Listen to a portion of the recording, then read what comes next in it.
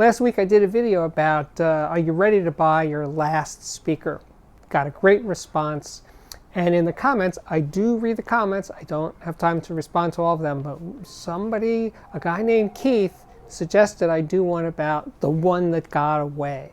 You know, the speaker or amplifier or turntable or cartridge or something, some audio thing that you were close to getting or actually got, and then it went away. And you lost your chance, and never to be repeated, and you're still thinking about that one that got away.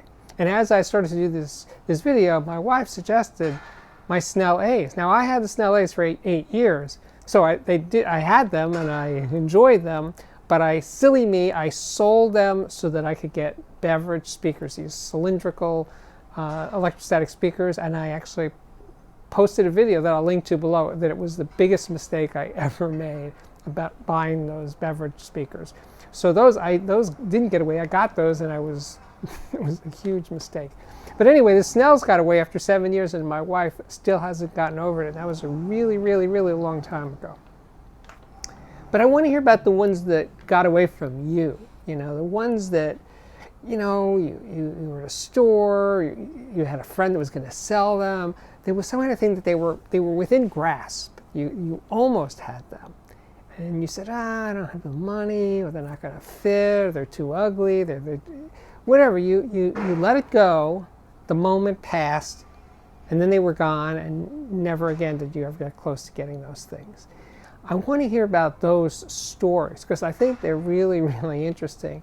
I mean, me personally, you know, I've owned so much audio that I have no regrets, as they say. But if I had to conjure up a few that got away, I would say the Stax F81 electrostatic speakers. They were small panels. So they're kind of like the shape of a Magnepan LRS, just a little shorter, but made in Japan, very exotic, super pure sounding speaker, but no dynamics, no bass, no get up and go. But in terms of mid-range purity, the best I ever heard.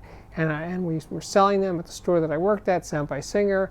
I used to come into work early to spend a half an hour just listening to them and saying, oh, should I get these? Should I get these?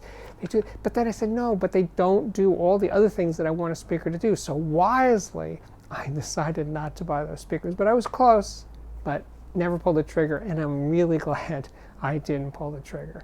I mean, there were others. Earlier than that, I was lusting after JBL L100s in the first go-round in the early 1970s. They just looked so cool. They sounded good in the context of the time. They did rock music really, really well, as you'd expect. That's what they were designed for.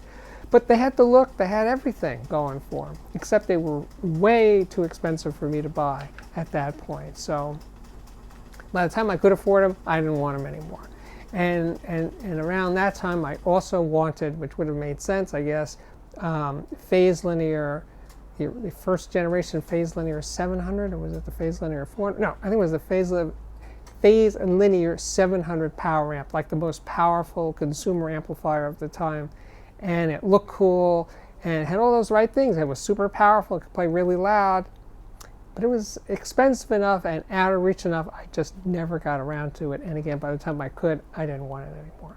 So there were things like that I should have bought. Here's one I should have bought. I should have bought the first generation Grado headphones, the HP1 or the HP1000, the HP2. They look great. They sounded so good. They were a rock lover's headphone in 1989 or so. Is it 89? Something like that. So that's when I do regret. So most of these that I didn't get, I shouldn't have gotten, except for the Beveridge, which I got and came to regret, and my wife, all these decades later, still hasn't gotten over it. That's how big a thing it was. Big mistake. So yeah, maybe you could throw those into the mix. The ones that you lusted after and then bought and then realized what a horrible mistake you made, and then tried to unload them to some other unsuspecting audiophile. So send in those comments. I guess you know by now, my name's Steve Guttenberg. This is the Audiophiliac Daily Show, coming up daily right now, 6 or 7 days a week, sometimes 5.